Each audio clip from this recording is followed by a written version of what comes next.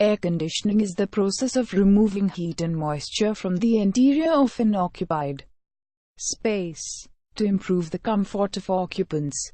Air conditioning can be used in both domestic and commercial environments. This process is most commonly used to achieve a more comfortable interior environment, typically for humans and animals.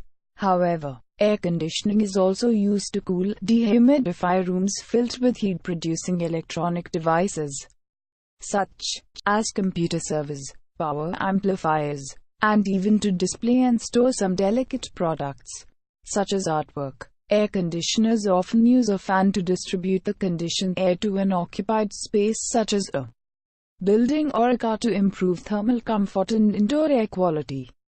Electric refrigerant-based AC units range from small units that can cool a small bedroom, which can be carried by a single adult, to massive units installed on the roof of office towers that can cool an entire building. The cooling is typically achieved through a refrigeration cycle, but sometimes evaporation or free cooling is used. Air conditioning systems can also be made based on desiccants and subterraneous pipes that can distribute the heated refrigerant to the ground for cooling.